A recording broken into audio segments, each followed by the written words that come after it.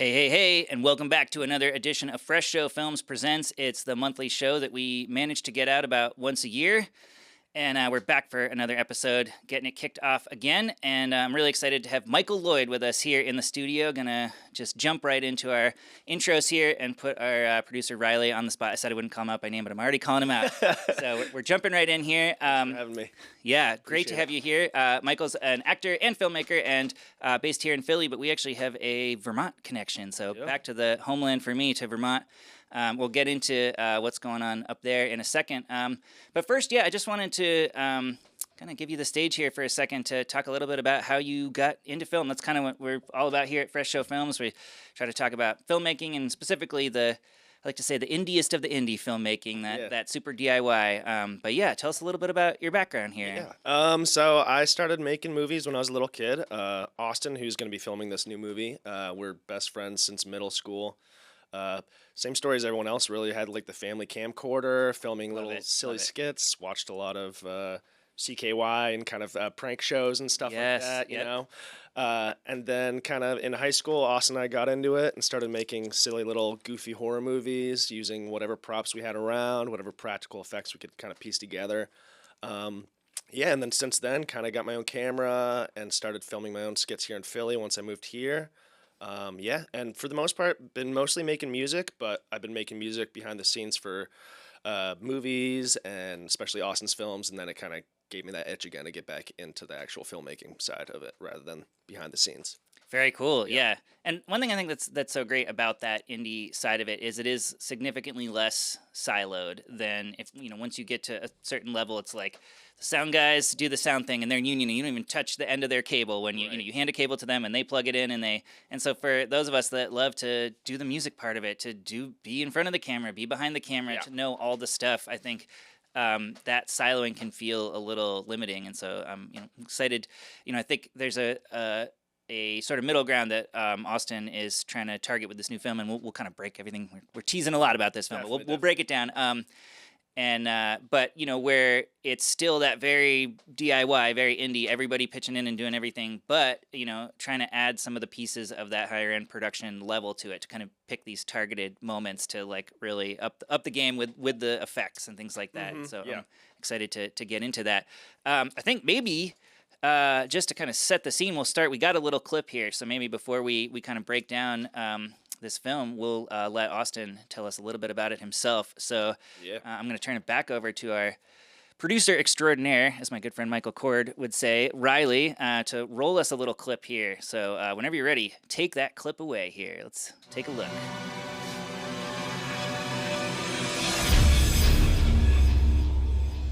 Hi, I'm Austin Rice. I'm the writer, director, and one of the producers on a film called Nightmare at Nana's.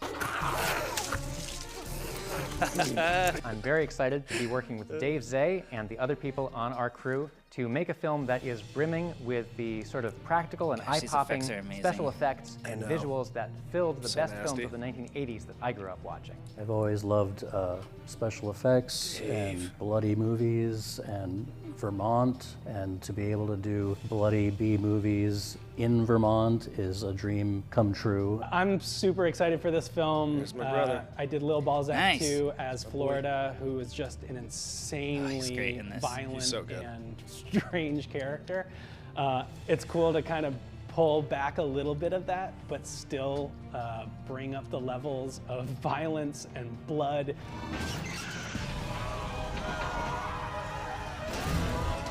The film follows two brothers whose journey to a musical audition is interrupted by suspicious car trouble. The kindly Nana takes them in for the night, but their stay at her backwoods cottage is interrupted by paranormal activity, psychopaths, murder, and cannibalism. My character, Nick, is a washed-up stoner metalhead that has delusions of grandeur and can't help but hit the bong rather than getting out there and trying to make things happen for himself. Stella is a really tough rock and roll star wannabe. She's on the edge of her big break, and she can feel it as long as she can crush down every single man that is in her way, and she's absolutely willing to do that. Simon is a local politician that once was a stoner rocker dude. I'm really excited to make a movie that embraces all the elements of some of my favorite movies growing up, that have outrageous effects that are done practically. My name is Vito Trigo, and you might know me from such movies as Return to High Volume 1 and 2, Five Bloody Banjo, Eating Miss Campbell, and this new project coming up, A Nightmare at Nana's. And I'm excited about this project because this is an independent production. Indie horror gets to do things that mainstream horror can't do because they're allowed to be more absurd and self-aware, and this project absolutely has a fabulous point of view and some really, really ridiculous stuff that I can't wait for people to see. Great font, great stinger. Yeah. All right. That packs a lot of into that short. A lot of good stuff. Yeah. Yeah, I kind of missed the email with the bullet points on that one, so I introduced myself and my character, and I think that's all I had, but that's fine. That's why we're doing this. I love, they got a shot in there with you with a great mustache, whatever other character that was. That Sly Marv. He's like a fancy producer guy.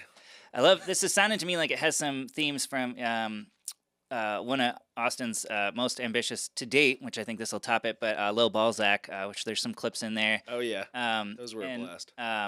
Similar, I would say some pretty biting satire in how Hollywood approaches like the stoner character and Hollywood's obsession. Like Austin has done a really interesting job of I think subverting that trope in some ways by like leaning all the way into it. Totally. And I just love it. And so a lot of it's so base level too. Yeah. It's like, hey, let's go smoke this blunt, or Right. like Right. it's just the way they talk about it is so like. I love it. So Hollywood, you're like, you don't understand the culture.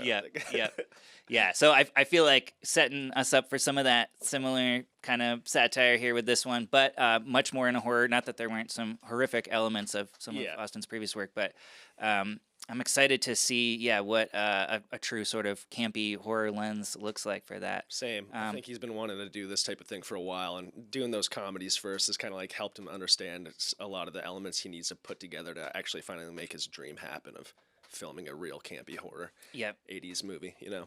Yeah, he's referenced some of those 80s films even in the video we saw there, trying to go for that sort of practical level of horror and stuff as well. So that seems to be a big focus is how do you like, and even on Lil Balzac, I mean, a ton of incredible After Effects work to try to put some of that stuff in. I mean, I can only imagine how much time some of that stuff took. The face melt and all that, the wax face melt. And it looks amazing. A lot of the stuff there's for anybody who hasn't seen Lil Balzac, it's out now. You can find it. It's really interesting to kind of see Austin want to return to the practical side of it, and kind of marry that. As someone who's and his team has been as adept as they have with a lot of the After Effects side of it, to try to go back and see if they can really make it, get it in camera and stuff. And so I can't wait for some real gruesome, good stuff in there. Yeah, I cannot wait to be covered in blood. I'll tell you what. It's going to be the best. It's all about the fake blood recipe, which one you pull out there. Right. I don't know what he's working with now, but we'll see.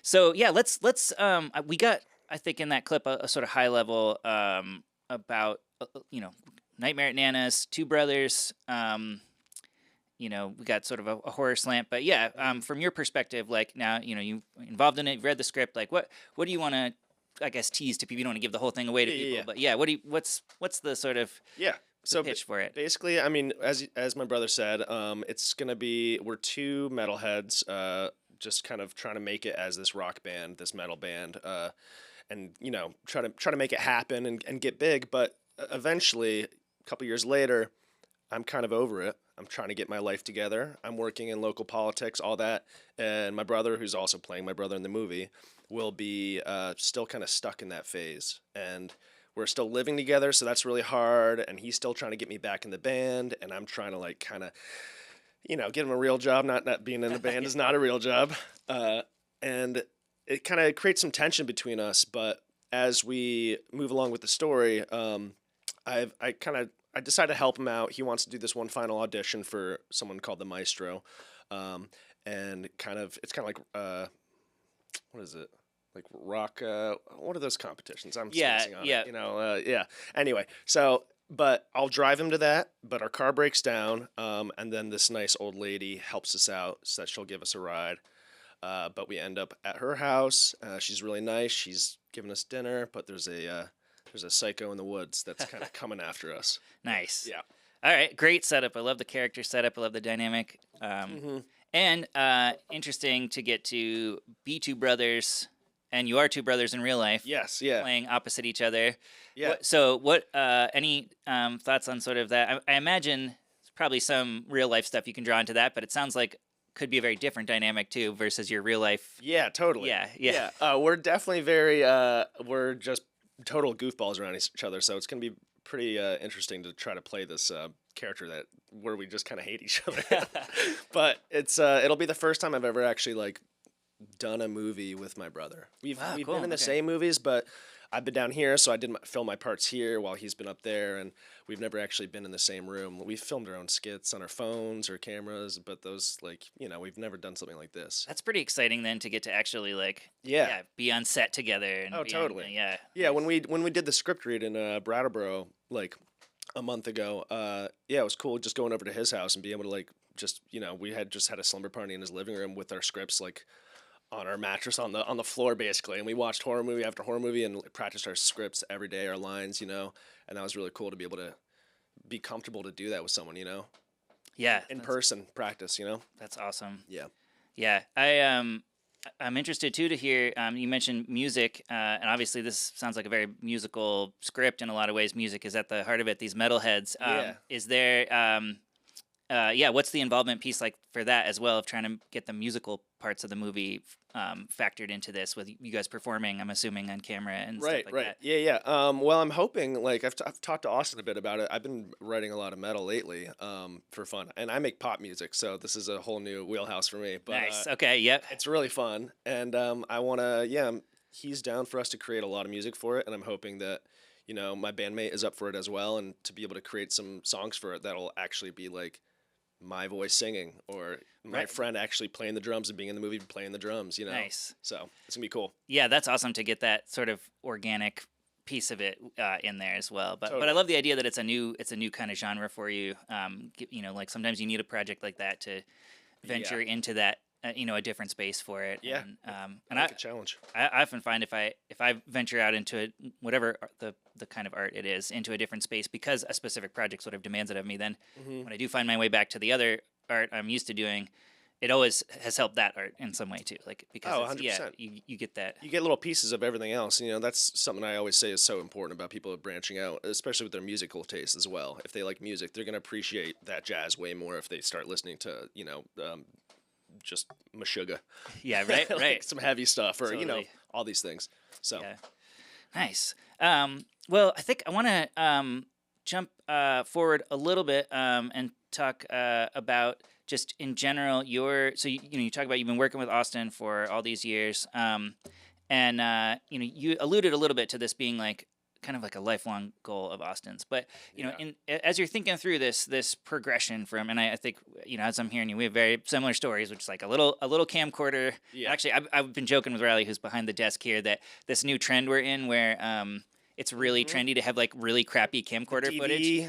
Yeah. And you got like major pop stars making their like multi-million-dollar music videos with these crap cameras. Oh, yeah. I'm like, if you lived through that, if that's all you had, like it doesn't do it for you the same way. Like that nostalgia is not as strong because like all I wanted was a better camera, and now you got people purposely using these crap cameras. I threw that out. I know, right? 8 years ago. You could probably sell it now they're probably scouring eBay for these. Yeah, $150 at least. I know, right?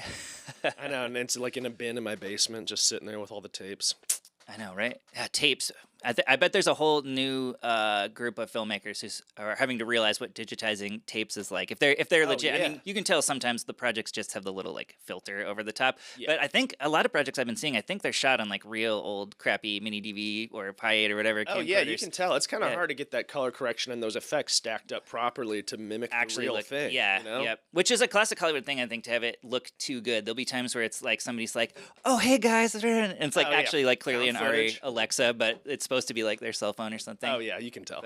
But I'm sure there's some folks out there that this is the first time they've had to wait in real time for a tape to digitize and then realize there's weird pixelation because part of the tape head messed up. Yeah, you have to give it to someone, or you have to get your own box to do it yourself, and that's a whole new thing to learn. Yep. I guess I will say there is something in the sort of archival preservation side of just like a tape that you can put on a shelf. I mean, who knows what their shelf life is, but versus, I have like old giant hard drives and stuff, and having to try to transfer all that footage forward onto new media and stuff like that. But, all right, well, I totally lost the thread of what we were talking about here, but this is what the show's all about, talking about this stuff. Oh, I know what I was going to say. So yeah, so in thinking about that evolution from, you got, the Handycam camcorder, making these little skits and these things like that, and then, since then, sounds like you've had, a lot of projects ranging in scale and stuff. But is this your first full feature film project? It is. Yeah. Yeah. So that's a huge next jump from even short film with some amount of budget to doing the feature film thing. Definitely. So for you and for Austin, I mean, Austin's not here, but you don't have to speak for him. But in terms of like that process, what has that been like going from those early days now up to trying to actually pull off a feature here? It's exciting. It's nerve-wracking as well, but like I'm very proud of Austin. I'm having like seen him grow up and stuff. He's like had this drive since the beginning, and he hasn't given up on it, and it's amazing. No matter what life throws at his way, like he's always going to be a filmmaker. He writes his own scripts. He gets a team behind him because he's such a caring director and person, Yep. So very proud of him. This is I was never planning on being an actor. I'm like, my brother's the stage performer. He always did play in high school and stuff. I was always pretty introverted, but like I think the past couple years it's just been more like I'm getting older. I'm trying to say yes to everything. I'm throwing myself in there. I don't care if I'm nervous. Like. And the power of editing as well. Like I'm gonna do my best to get every shot as every take as perfect as possible. But in the end, like we have a communication, and he's a great director, and everyone there, the whole cast is amazing. That like it's gonna be really exciting to be in an actual feature length film and work with all these like amazing people. Yep. Yeah. Yeah, and it is interesting to me how in thinking about there's some ways in which the way like a feature scales up is kind of linear, I imagine, where if you on a short film have 4 scenes to film, now you got that many more to make it a feature length. But there is also an element of like all the pieces you got to do to pull a project together, all the people you got to pull together, the shooting days. There's a part of me that feels like scaling up to a feature. Some of that groundwork you got to do regardless, and so I love the idea of we're moving into an era with the availability of the tools and the way that grassroots campaigning and funding can go, that it is possible to scale up what is a very, very DIY project to that feature. Like you're not beholden to a studio anymore. You can do it. And that's actually a great segue into, this project is being funded. We're non-commercial here on PhillyCam, so we're being slightly coy about how we talk about the funding, but I think we were talking off camera beforehand. You were mentioning that some great SEO with Nightmare at Nana's, great title. So if you put that into Google, the first thing you can find is how to get involved with this project, how to support, and Google, Facebook, you can. Yep, they're on. Actually, I forgot to tell our producer Riley as well that there are some lower thirds. I realized I completely blanked on mentioning that we have titles, but look at that! Hey! Wow, he's quick on the draw here. This is great. Go. I made some for us too, but you'll just have to. Folks out there have to have been guessing who we are. But for the future, we can get tagged maybe with our names at some point as well. But yeah, so Nightmare at Nana's is on Facebook. You can also find out how to get involved and support it online. And it seems like the response has been great. I mean, watching that campaign take off, it seems we're like 85% there right now for like just to get started. If we get a little bit more, that's amazing. We're also trying to get on. We have this well-known 80s scream queen signed on. Ooh. Not signed on yet, but very close. Okay, cool. That's a great tease. Love it. Yeah. They are down. We just got to get the funding fully there, and I'm very excited about it. She's from one of my favorite movies, and I can't say that, but cool. That's amazing. Yeah, that's awesome. That's a great way to then, I'm sure, build additional interest and involvement from there as well. So we'll get her to play Nana, and that's a huge role. So it's going to be very exciting. I love the idea of that, paying homage to the horror side of it as well. Yeah. So I'm intrigued to see Austin really jumping into a more, I wouldn't say like, not to pigeonhole this as pure horror, but this is clearly like horror forward. Yes. Versus I think some of his previous projects have had horror elements. He sort of dabbled in how you can thread comedy and some of the elements of horror together. But this is very the last ones were more like, I feel like shock. Like there's a lot of comedy, but there was some gore and all that, but it was more like shock in a comedy film, Yep. And yeah, it's gonna be really cool to see him to see us all pull this whole thing off. Totally. I'm very excited. Yep. Yeah, I think I mean, it's ripe for, and I again haven't seen the script yet, so I'll be going in once y'all have made it and got an edit. I'll get to see it as a true audience member, which I love. I get to see it from there. But That's awesome. But just from what I know of Austin's work, I imagine it's got plenty of comedy still. So even though it's horror, and just hearing you describe sort of that dynamic between brothers and stuff like that. Yeah, there'll be a good amount of drama as well. There's going to be a lot of, because I think, as much as I'm kind of upset with my brother that he's like still stuck in this thing, I think I'm also going to be really much upset with myself that I've kind of left the artistic side behind. And so it's trying to figure out that character development where I'm not just this one note character where I'm just like stern local politician annoyed with my brother. Like there's going to be some stuff that you can see little glimmers of like me missing it as well. And I love that. Wanting to get back into making music again as well, trying to figure out my own life. So yeah, that's a rich setup, a rich dynamic between like two characters. I really think there's so much there to be able to and in some ways, those best character dynamics between two characters too are that unexplored side or that like minimally explored, the little hints of things that come out through little glimmers. Yeah. And I love in some of Austin's work, again, there's a real surface level shock value, and there's a real love of the absurd. But there's also a total sincerity, and I think that's how you kind of got to approach these things. No matter how absurd, you approach it with total sincerity, and it makes it funnier. It makes it the shock value more because you're invested in characters. Totally. If you can get an audience to go, "Aw," and then instantly be like, "Oh, right. That's perfect." Yes. You want that climax of emotional changes. Hell yeah. Yeah. Very cool. Again, where's my camera here? All right, that's right. I remember how to be on TV here. So yeah, it got that. Find them on Facebook. Look up Nightmare at Nana's on. Just Google it if you want to find out again how you can get involved and check it out. I'm also just curious to hear a little bit more about some of the other stuff you've been working on as well. So I don't know if there's some active projects or past projects or other things you want to shout out while we got you at the table here. Yeah, I mean, well, right now, I mean, I got my camera now. I got my new FX30, so I've just been working on kind of getting music videos together for my band, Spirit Bear. And also I'm in another music video, which I don't know if I can say right now either. Okay. But it will be out process. soon. Yeah. Yep. But it's a big Philly artist, and they're amazing. Great pop act.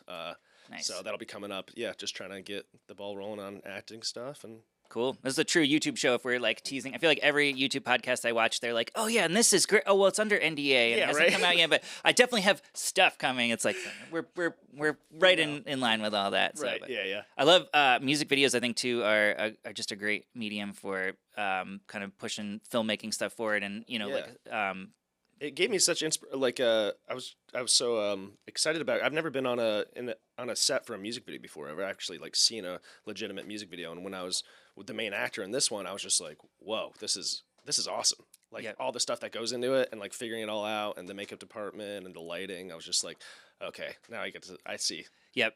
Yeah, it is interesting. We were talking earlier in the show, like the issues I have with sort of how film is so siloed a lot of the time, and like you want to get your hands in and do everything, but there is a flip side to that when you end up on these larger sets where you have so many people and you have people who are focused on one particular thing and making sure that they can do it as best as they can. And there's I think sometimes my experience with going on to some bigger projects after just having to do every piece myself is it's hard to ask. It's hard to lean on the art department, but there's people there with incredible talent ready to like jump in and help. I remember being on one production where I had like an incredible art department, art director, and we'd be filming and stuff, and then be like, I think I want to just grab one shot in the hallway. It'll be real quick. Yeah. And he'd be like, you didn't tell me. I have to set the hallway up. And I'd be like, no, I think it looks fine as is. Like, believe me, it's just one shot. And he'd be like, no, give me a second. And then he would do it all up, and I'd be like, whoa, this is way better. I just didn't even think to ask. Same with makeup, with costumes is another one where you get used to throwing stuff together for these. You get stuck in your own way for so long, and if you're working solo because we all grew up making films and stuff, so you're kind of used to filming all the stuff on your own and being like, it's fine. But once you start working with other people that are like specialized in lighting and set design and all this stuff, it's just you're like, oh, what? this is great to work with other people. Yes. I love this. This is awesome. Everyone's like doing their best to make this thing become a reality, and it looks so much better and it sounds so much better than I would have done it myself. Right. On my own. People contribute things that, yeah, you just never would have, if it wasn't that. I mean, I think it is, I think there is an advantage to, coming up through that DIY world because it's more collaborative and it has to be more collaborative, and you avoid some of the pitfalls that I've seen on larger sets of this sort of like, well, I'm the producer, so if you're the sound person, you don't venture ideas. You don't, I always try to, like, when I'm on set, I'm like, anybody put any idea out. If I disagree with you, I'll like tell you why, and something might come out of that discussion about why it doesn't work. Totally. But like, I think there is I've definitely been on sets where it feels like there's only certain people who are supposed to tap into that part of the creative process, and everybody else is like not supposed to say things, and I hate that. Just you miss so much stuff, and there might be things where somebody's like, oh, wouldn't it be cool if you just did this, and you have to be like, I don't think so. We're not gonna, it's not like every single idea that anybody ever puts out is gonna work, but that discussion of like why it doesn't work, I think is so useful, and it helps inform the person as well to be like, okay, I'll come up with a better idea maybe, and that's great. I can't wait to see your stuff you've worked on too. Yeah, I mean, I think Austin and I have worked together some. I'm trying to think the last one we did. So the last one we did, I think, is a project we did called Secret Pond, which was all in kayaks out on a lake. And so I'd called Austin to see if he could do sound.